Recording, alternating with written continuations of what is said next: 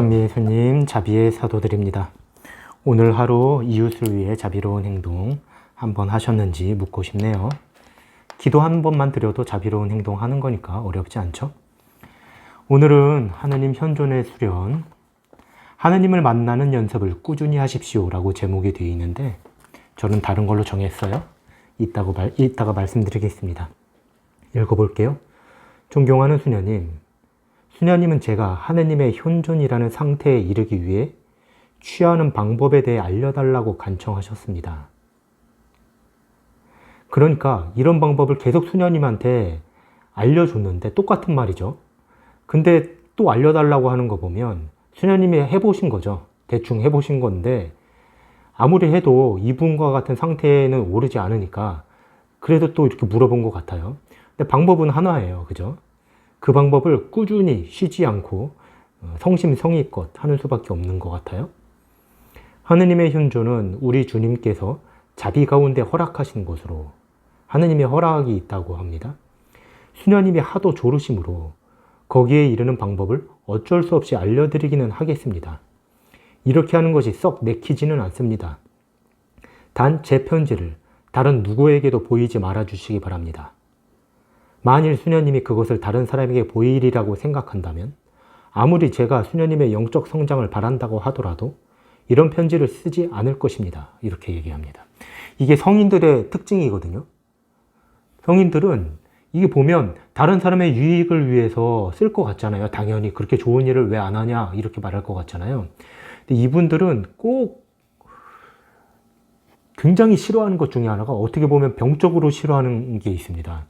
제일 싫어하는 것은 하느님의 뜻에 어긋나는 것을 생각하거나 말하거나 행동하는 것을 극단적으로 싫어합니다. 그러니까 아주 작은 불완전한 죄도 짓기를 거부합니다. 그걸 제일 싫어하고 그 다음에 제가 봤을 땐 다른 사람들이 자기에 대해서 조금이라도 어떻게 생각할까 봐, 그러니까 저 사람은 조금이라도 저런 경지에 올랐으니 대단하구나 라고 생각하는 것을 너무 싫어해요. 데레사 성녀도 만약에 이걸 다른 사람한테 보일 거면 나는 찢어버리겠다 막 이렇게 표현하고요. 절대 보이지 마라 이렇게 얘기하거든요. 그러니까 이분들이 얼마나 다른 사람들이 자기를 조금이라도 대단하게 여기는 걸 극단적으로 병적으로 싫어했는지 저는 참 신기하게 깨닫습니다. 그런 면에서 옛날에도 말씀드렸지만 그 사람이 진짜인지 가짜인지 판별하는 그 기준이 돼요. 보통 기도를 새벽에 일어나서 2시간을 하는데 이런 것들 은연히 이렇게 자기가 얼마나 기도하는지 물론 기도를 숨길 필요는 없지만 그거를 굳이 그럴 필요가 없는 것이죠. 예를 들면 말이죠. 단식을 한 7일 동안 물도 안 먹고 했어. 이런 말을 이게 성인들의 자세하고는 맞지 않는 것이죠. 설사 그런 상태로 단식을 40일 동안 했다 하더라도 그 단식은 저는 안 하는 게 낫다고까지 생각해요. 왜냐하면 하면 할수록 겸손해져야 되는데 하면 할수록 교만해지는 것으로 인도하면 때려쳐야죠.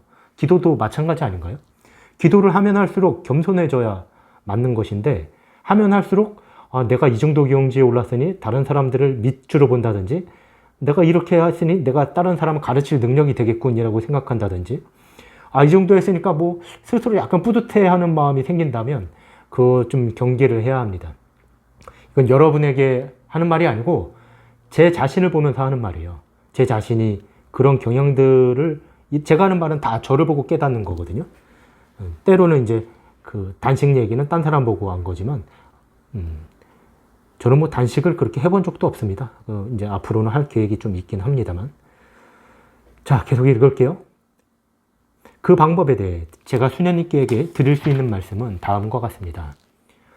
저는 여러 권의 책에서 하느님께 나아가는 제각기 다른 방법들과 경건 생활의 다양한 지침을 발견했습니다. 이분도 책을 읽었다는 거죠.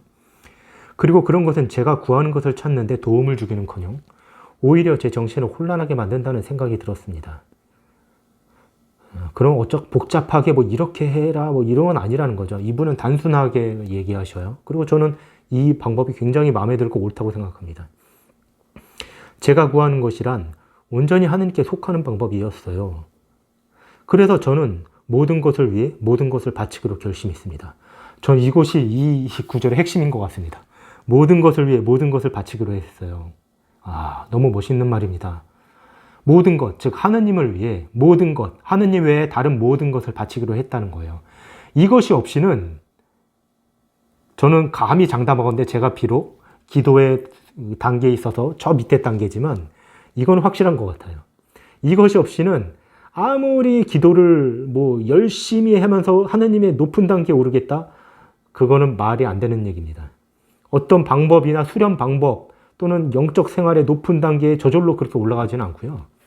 하느님께 대한 희생과 십자가를 지고 그런 것들을 통하지 않고서는 사실 되진 않는 거죠. 우리가 하느님께 가까이 간다고 했을 때 십자가 없이 어떤 희생과 고통이나 인내 이런 거 없이 단지 기도 안에서 하느님과의 황홀공에 빠지면서 극한의 어떤 희열감과 위로를 느끼면서 하느님께 일치하는 그 방법만은 없습니다. 그런 거는 제가 그 가짜인 것 같아요. 아무리 봐도 제가 아직 그 단계까지 가보지도 못했습니다만 그런 건 없다. 제 죄에 대한 보속으로 저 자신을 온전히 하느님께 드리고 그분께 대한 사랑을 위해 그분께 속하지 않은 일체의 것을 버렸던 것입니다. 이게 너무 멋있어요. 그분께 대한 사랑을 위해 그분께 속하지 않은 일체의 것을 버렸던 것입니다. 이걸 하지 않으면서 할 수는 없다. 그분께 대한 사랑을 위해 그분의 사랑 외에 다른 것은 다 버렸다. 이렇게 얘기합니다. 저희가 추구할 것은 이거라고 보거든요. 전 이게 핵심이에요. 그분에 대한 사랑 때문에 다른 것 때문이 아니에요. 그러니까 내가 높이 올라가서 훌륭한 사람이 되고 내가 하는 모든 일이 다 잘 될 뿐만 아니라 하느님의 훌륭한 도구가 돼서 이 교회를 위해서 큰 일을 하기 위해서가 아니고 그분께 대한 사랑을 위해 그분 아닌 일체 것을 버렸다. 그래서 저는 세상에 마치 하느님과 저밖에 없는 듯이 살기 시작했습니다. 멋있는 말이죠. 하느님 앞에 단독자라고 어떤 성인이 얘기했는데, 성인이래, 철학자가. 딱 그 말이죠. 하느님 외에 모든 것을 버렸기 때문에 하느님과 자기밖에 안 남은 것이죠. 때로는 마치 심판관의 발치에 엎드린 가련한 죄인같이 느낌을 들기도 했고, 때로는 마음속으로 제 아버지이며 제 하느님이신 그분을 만나기도 했습니다. 저는 할 수 있는 대로 자주 마음속으로 그분을 경배했고, 그 거룩한 현존 가운데 몰두했으며, 정신이 흐트러질 때마다 다시금 가다듬곤 했습니다. 우리와 똑같은 과정을 거친 것 같아요. 가다듬곤 했다. 정신이 흐트러질 때마다. 때로는 잘 됐고 때로는 안 됐다. 이렇게 얘기합니다. 이런 연습이 쉽지는 않았다. 이렇게 얘기합니다. 쉽지는 않았지만 어려움 속에서도 저는 포기하지 않고 꾸준히 연습을 계속했습니다. 꾸준히 수련을 계속했습니다. 이렇게 하는 거죠. 왜 이렇게 할 수 있었을까요? 왜냐하면 하느님 외에 다 버렸거든요. 그러니까 할 수밖에 없었던 거죠. 하느님을 추구할 수밖에 없었어요. 본의 아니게 정신이 산만해질 때도 걱정하거나 실망하지 않았습니다. 기도 시간에는 물론이고 낮 동안에도 그런 연습을 게을리하지 않았습니다. 왜냐하면 어느 때나 매 시간 매 순간 제 일이 가장 바쁠 때라도 저는 하느님을 묵상하는 데 방해가 될 만한 것은 일체 멀리 했으니까요. 그러니까 이것이 하느님께 대한 사랑 아닙니까? 하느님을 가까이 하는데 멀리 되는 것을 미리미리 다 멀리하고 버렸다는 것이니까 사실은 굉장히 큰 것이죠. 우리는 이런 과정을 우리도 반드시 거치기는 해야 할 거예요. 하느님께 대한 사랑은 이런 것들을 반드시 지나가는 것 같습니다. 존경하는 수녀님, 이것이 제가 수도 생활을 시작한 이래 꾸준히 해온 연습입니다. 수도 생활을 이렇게 해왔다는 것이죠. 사실 이게 수도 생활 아닙니까? 그죠? 하느님에 대한 사랑 때문에 하느님 사랑 외에 모든 것을 멸시할 수 있는 그 사람이야말로 진정한 수도자입니다. 수도자이면서 그렇게 하지 않은 사람은 수도 정신이 없는 것이죠. 하지만 평신도라도 그런 마음으로 할 수 있다면 그 사람은 진정 수도자라고 할 수 있습니다. 비록 게으르고 불완전하게밖에는 하지 못했지만 그래도 큰 유익을 얻었습니다. 저는 그런 유익이 주님의 선하심과 자비하심 덕분에 주어진 것임을 잘 압니다. 그런 것도 사실은 주님의 자비하심 덕분이라는 겁니다. 왜냐하면 우리는 하느님을 떠나서는 아무것도 할 수 없기 때문이며 9시네요. 하느님을 떠나서는 아무것도 할 수 없기 때문이며 즉 우리가 이 기도를 하고 하느님을 추구하는 것도 사실은 그분이 날 이끌어 주시기 때문에 내가 하고 있다는 것입니다. 나는 몰라도 내가 나의 힘만으로 하는 건 아니다. 이렇게 믿을 수 있어요. 저는 누구보다 더욱 그러합니다.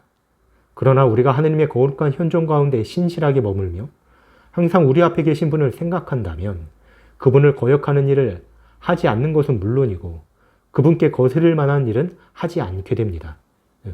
죄를 짓지 않게 된다는 거죠. 적어도 의도적으로는 그러지 않게 되지요. 또한 그런 식으로 하느님을 생각하다 보면 우리는 필요한 은혜를 그분께 구하는데 거룩한 자유를 누리게 됩니다.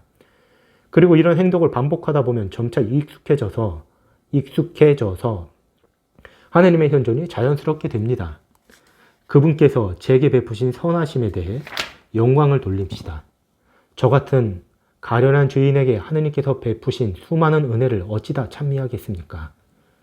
주님께서는 만민의 찬미를 받으시기를. 아멘.